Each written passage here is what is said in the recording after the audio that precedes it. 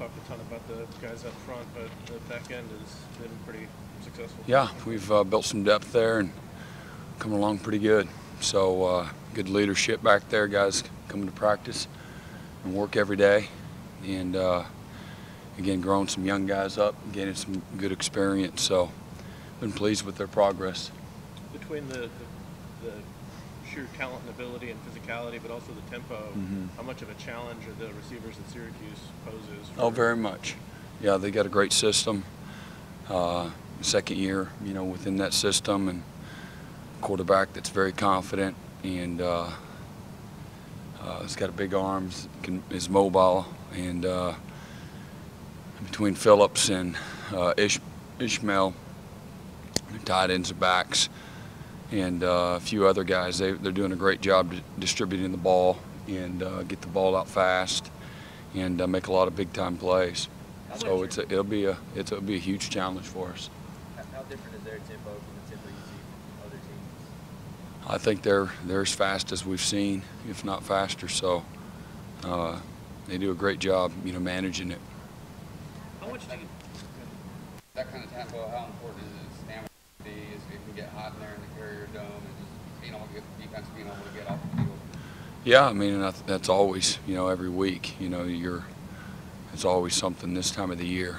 You play in Death Valley this time of the year. It's awfully hot, so hopefully you use years past, as a barometer. Our guys are in good shape, and we practice hard and we practice fast. And but again, going on the road, playing in an unfamiliar environment and a little warm, really fast, and they'll keep going fast as long as you let them. So that'll be a big challenge for us. How much do you play a lot of football? Do you see that in his Who? decision-making? Dungy? Sure. Yeah, very confident and experienced and accurate. How much do you think the onus has been on the other offenses in this conference to grow as much as your defense has progressed the way it has? I don't think anybody's, just me, I don't think anybody's, thinking about Clemson and their defense, when they're thinking about their offense and what we need to do. I think whatever they feel like they need to do, it's based on what they either are or not doing and what they want to do. So there's a lot of really good defenses in this conference and a lot of excellent defensive players and a lot of really good offenses too. It's a very multiple league, it's a quarterback-driven league. That's got as good a skill, if not better, than about anybody in the country, from top to bottom. Coach Sweeney mentioned one of the reasons he hired you was what you got to practice against at Oklahoma and places you've been. What were the things you took from practicing against those offenses that you've developed into this defense? Well, you learn about the offense itself, not just how to practice, but and that's a big part of it too. But you learn a lot about the offenses, and so I think that's as much as anything. And then they all have their own flavor, not just style of plays, but different types of how they manage it, and what they want to do versus certain looks, and they don't all come from the same spread tempo family per se. So I was able to learn, and there's some different families within the Big 12 Conference, so just learning about, whether it's the air raid or a variety of the other spread offenses that are out there, just some experience that way. But manage it and practicing against it, and how to keep your guys fresh and ready to go and still be physical, I think are all big parts of getting your guys ready to defend them. When the offense gives you a 14 or nothing lead like they did last week early on, do you change play calling at all, or you guys just do what you do? Well, we just do what we do. I think they had 13 possessions, the first 11 they don't score, and I think we controlled, field position. We were backed up, had some turnovers, some poor field position. Our guys just responded. And again, just control what we can control, and we talk about that and nourish that. And again, I really felt like our guys did that regardless of the situations. Obviously, you like to get in a rhythm as a team. You can run somebody out of the stadium if you can do that. And forcing punts, and I think we had 6 or 7 3-and-outs, And I think that's as much as important as anything. Giving our offense the ball back as quickly as we can and responding in adverse situations, which we did. We and Christian both talked about being angry that the defense didn't finish strong the other day, gave up the 2 late touchdowns. Is that the type of mentality that you've seen the last few years with this defense, or is that something new? Well, I think you got to be. There's always a fine line. You don't want to walk off the field and feel like you played, like junk, because you didn't. Again, we were in complete and total control of that game. 11 of 13 possessions, they're not scoring their first 11 possessions. So I think that's playing really, really well. And we got some things that, young guys and other guys too, there's a few busts in there that you can't have. And but you put it on tape, and hopefully you learn and grow from it.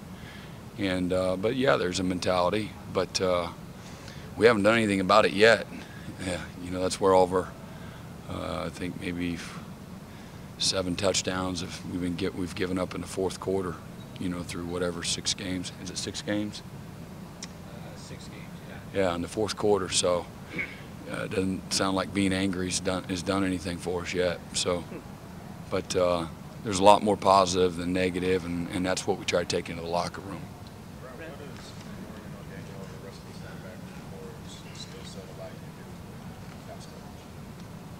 Well, he's in particular, he can stay out there, and you don't have to really do a lot of substituting. So that's the biggest thing, but he's big and physical and strong enough to come in the box and play as well. So just having that guy at that position, really gives you a lot of flexibility. Brad, how much growth have you seen out of Trey Lamar over the first 6 games? Yeah, his last 2 games, he's played really well. He's really showed up and been disruptive, and was our defensive player of the game this last week. So, and that's really what we expected.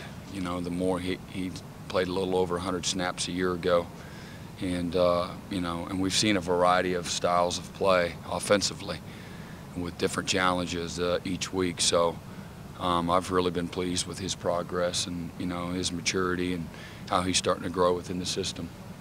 How often in your career have you flipped on the film and seen a 290-pound running back getting the football? Yeah, just not much.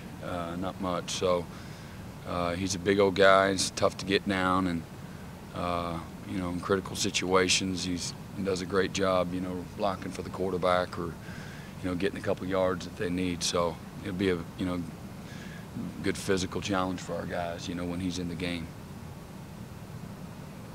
What's the dynamic of the defensive line? Those 4 guys in particular seem incredibly close-knit group. How does that? How are they like off the field? How does that translate into how they work together on the field? Well, they've all lived together at some point. 3 of the 4, I think, live together still with a couple of other D lineman backup guys. And I think there's a lot of trust, respect, camaraderie, chemistry, all those things. And that, that's a big, loud, vocal group that it's a group of guys that probably, as hard of workers as we have on our entire team. So great leadership, As you say, it starts up front, and sometimes other years it's been a great group as far as leadership, and some other times maybe not great natural leaders, but they worked hard, but they just weren't as maybe loud, and maybe we had other groups that were a little stronger from a leadership. And but this is a group that, again, transcends everything that you want from commitment, toughness, physicality, playmaking, just humility, workmanlike attitude. So we're real fortunate to have a whole group of them that are like-minded. All set. Right. Yep.